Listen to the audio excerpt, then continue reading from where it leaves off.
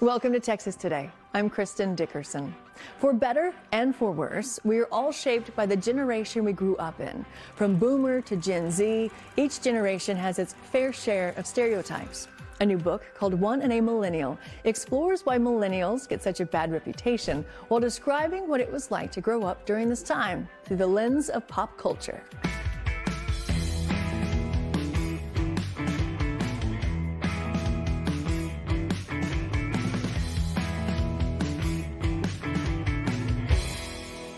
New York Times bestselling author of One and a Millennial, Kate Kennedy, joins us to share more about her new book. It's so nice to be with you, and congratulations. Thank you for having me. This is so exciting. Well, let's talk about you at first. And besides being an author, you're an entrepreneur and a podcast host. Will you tell us a little bit about your journey that brought you to today?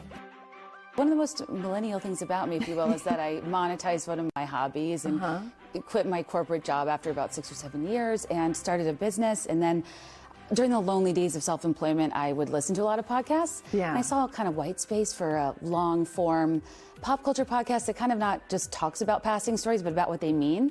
So I started doing like a 2-hour-a-week long-form solo-hosted podcast called Be There in 5, and wow, that's a big part of what led me to writing the book. Of course, I understand the value of experiences. But here's the thing. We tried doing experiences by buying Groupons for experiences. And guess where that landed us? In a back room of an unmarked storefront. I don't know. We bought the ticket. We took the rideshare. We did the trapeze classes. And I don't think it brought us any closer to our partners. That's a lot of content from like Yes. the production side. I'm just like, you have so many brilliant things to say. That's a lot. Well, you know, they're not always brilliant, but I try. I do my best. So I kind of wanted to argue for like the great depths that can be found in shallow experiences while showcasing that millennials' lives are about a lot more than us being like entitled or lazy or killing off something. We're just a product of our time. Leave us alone. And is that how this book came about?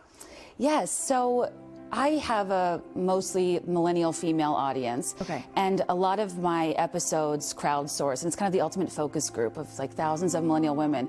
And over the past 6 years of the podcast, I've learned what matters to them, where they need to feel seen. And I noticed a lot of trends in terms of feeling like millennial was almost a derogatory term or like something you don't want to be. It's cringy or irrelevant or outdated. Yeah. And beyond that, kind of the experiences of womanhood and girlhood where you're always kind of minimizing your interests. And I thought there was an interesting intersection there of the millennial female experience and what makes us maybe not necessarily unique or special relative to other generations, but distinct. Gauchos were basically the jersey cotton fashion lemon we wore before Lulu, but honestly better because these cropped windsocks were never made for the male gaze. They were ours. So few things are, and they deserve our celebration. I like that you pointed out that sometimes millennials do get like a bad rep. And I had to, well, we had to Google it. Jessica had to look it up for me. So if you're born from 1981 to roughly 96, that makes you a millennial. Yes, according to the Pew Research Center, I believe that's what they classify it as. But even in general, generations are kind of marketing tools. They're kind of a way to Myers-Briggs your birthday, right? Like, I think it helps people feel like birds of a feather. We have similar traits, but we really are a product of the environments we grow up in, the cultural, socioeconomic circumstances when we come of age. And millennials have like a pretty interesting arc that I think we don't always get enough credit for enduring. Oh, very nice. And New York Times bestseller. Yeah. That's amazing. It's pretty cool. I think that a lot of the things I wrote about in the book about what make me kind of a token millennial, you know, I'm still a renter or, you know, I had a kid later and a lot of my milestones were pushed back, but it's kind of cool that this book is the thing that's kind of given me that stamp of credibility that I kind of always lacked in following a more entrepreneurial path. And it's really been a special thing that people have been receptive to it. There's a chapter about like 90s, 2000s sleepover culture called Back in the Daybed. In the book I say, as if there was a Sanderson Sister Act 2, upon nightfall, we too would get back in the habit and perform weird rituals that made Bloody Mary or the Candyman as likely to be in attendance at a classmate's birthday party as someone named Jessica or Amanda. I just think of like the commonalities that when you point something out and give it meaning, and I'm like, but that has meaning to me too. That's my life too. Yes. What a community you've created. Yes, I think people feeling seen. That's what they always say. They want to feel seen. They want their experiences validated. And I think sometimes as a young woman and a lover of pop culture, I kind of felt like, oh, these aren't things I should like if I want to be taken seriously. Yeah. You know, if you love top 40 music and boy bands, and I talk about learning more on AOL Instant Messenger about my personality than like at school. school and stuff.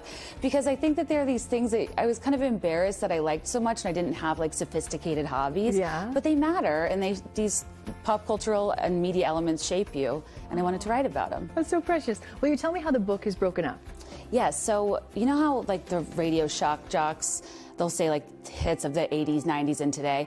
I did the greatest hits and misses of the 90s, 2000s, and today. Oh, very nice. They kind of felt like distinct ways to compartmentalize like kind of the wistful whimsiness of girlhood, then like the kind of harsh pop cultural backdrop of the 2000s, especially toward women, you know, Britney and Paris and that whole era.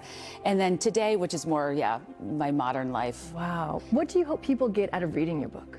I really want people, when they look back on their life, to think of any time that they kind of shrunk or made themselves feel smaller or not take up space because they were worried about being taken seriously as a woman, as a young woman, and to think about all the times they were kind of riding the coattails of a trend or doing something to fit in, and now as older women just liking what we like, being proud of it, fangirling if we want to, and caring much more about the things that you love more than being liked. Thank you for giving me so much perspective today. It's been lovely chatting with you. Oh my gosh, thank you for having me. This was so much fun. Yeah, and congratulations to you. Oh, thank you. That's so fun. You can purchase a copy of One and a Millennial wherever books are sold.